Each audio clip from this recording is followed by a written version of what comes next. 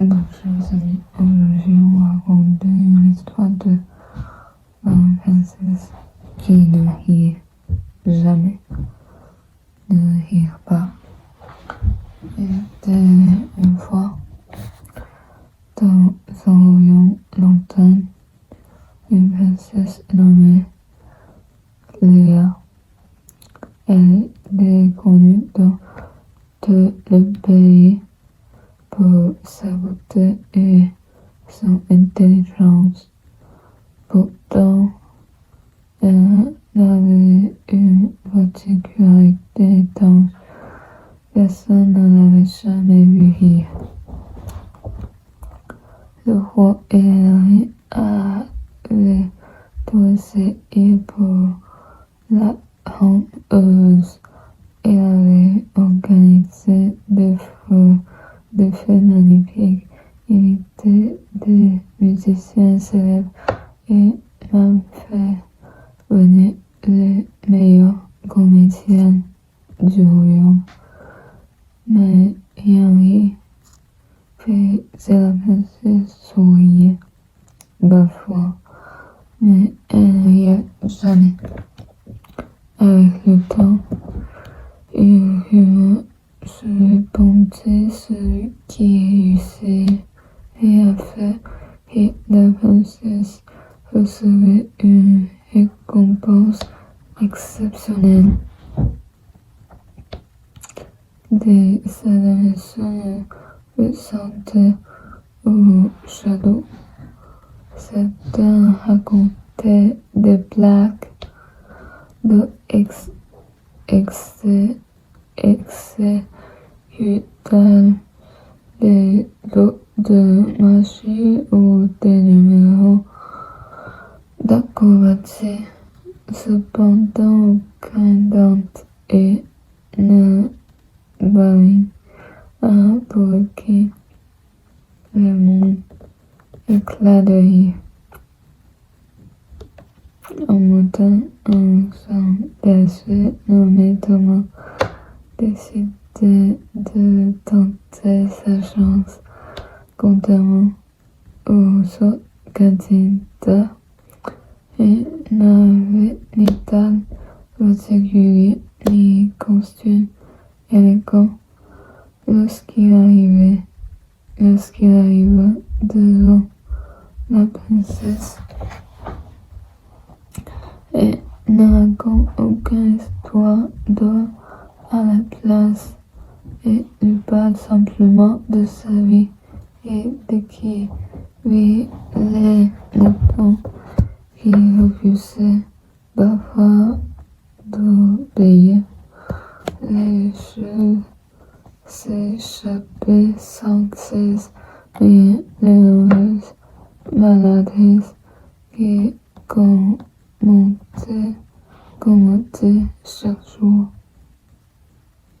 Puis de me raconter comment la semaine précédente, elle était tombée dans une main en essayant d'attraper un mouton particulièrement têtu. Le mouton était resté immobile à le regarder pendant que il luttait pour sortir de l'eau bouilleuse. Son rire était si sincère et si joyeux que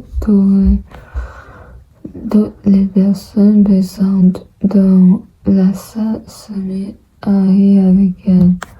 Le roi, émerveillé, demanda au berger quel est ton secret. Thomas réfléchit un instant avant de répondre. Je n'ai aucun secret, Majesté, j'ai seulement raconté la vérité. Ce jour-là, la princesse comprit quelque chose d'important. C'était pas les spectacles extraordinaires qui lui manquaient, mais les histoires simples et authentiques de la vie quotidienne. À partir de ce moment, Elle bassa davantage de temps parmi les habitants du royaume, et puis elle apprenait à connaître les autres, puis elle y comme ça. Puis, attends, qu'est-ce que la philosophie? La philosophie est une réflexion sur les questions fondamentales de l'existence. Elle cherche à comprendre le monde, l'homme et la vérité. Elle ne donne pas toujours des réponses définitives. Au contraire, elle pose des questions et invite à réfléchir. Les philosophies utilisent la raison pour analyser les idées, remettre en question les évidences et les opinions. La philosophie est donc un effort pour mieux penser et mieux comprendre.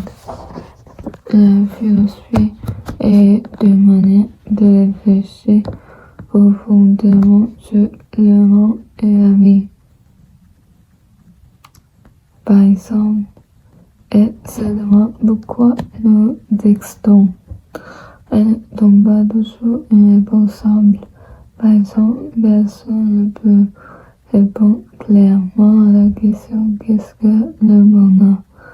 Certains pensent que le bonheur est d'avoir beaucoup d'argent, mais d'autres pensent que le bonheur est d'être en paix avec soi-même. La philosophie est nouvelle à comparer ces idées. Elle nous apprend à poser de bonnes questions plutôt qu'à accepter une seule réponse. La question qui suis-je est au cœur de la philosophie de l'identité. Elle a été explorée par de nombreux philosophes comme Descartes et Sartre. Elle interroge la nature du moi et de la conscience. Elle demande ce que signifie être une personne. La question où suis-je appartient à la réflexion sur l'existence dans le monde. Elle n'a pas vraiment un seul auteur, mais elle est liée à la phénoménologie et à la perception. Elle interroge nos rapports à l'espace et au réel. Elle demande comment je me situe dans le monde. La question que je suis en train de faire concerne l'action et la conscience. Elle étudie en philosophie de l'action et un psychologue. Elle peut aussi être liée à la question du libre arbitre. Elle interroge si mes actions sont conscientes et volontaires. Ces trois questions ne viennent pas d'un seul philosophe. Elle est sûrement des grandes interrogations de la philosophie moderne. Elle pose sur l'identité, la place dans le monde et l'action. Bon, après on va dire comment améliorer sa réactivité. La réactivité dépend de la vitesse de fonctionnement du cerveau et de l'attention pour l'améliorer. Il faut atteindre régulièrement son cerveau. Par exemple, les choix rapides comme les échecs en plié, plate ou les jeux de l'action. Pour faire du sport, améliorer aussi les réflexes. Les sports comme le tennis ou le badminton sont très efficaces. Dormir suffisamment et d'essentiel pour avoir un cerveau rapide. Une bonne alimentation aide également à maintenir la concentration. Enfin, réduire les distractions améliore la vitesse de décision, la réaction et l'exclusivité s'améliorer avec entraînement, le repos et la concentration. Donc, je pense que on peut faire des activités ou des choses comme je me souviens que et un jour quand j'étais à l'école primaire, j'ai joué à un jeu comme il y a des cartes petites, moyennes, comme ça, et plusieurs cartes.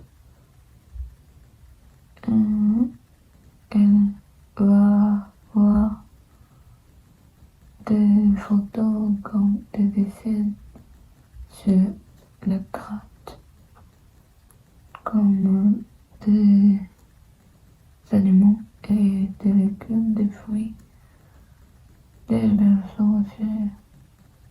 Et on va comme des règles et très simples comme ça. Le joueur lancer la carte en même temps. Ensuite, on regarde s'il y a deux cartes identiques. Le premier qui réagissait le plus vite gagnait. Ce jeu demandait la vitesse et de la concentration. Il fallait être attentif pour ne pas rater une paire. Comme ça, c'est moi en cours de mathématiques. Et le professeur m'a dit qu'on peut jouer ça. Et aussi, je jouais de échecs comme la voiture et le processus. Et comme le roi et la reine. C'est dans un échec, la blanche et la noire aussi. Le noir, le blanc. Comme ça, donc, merci d'avoir regardé à côté. Au revoir.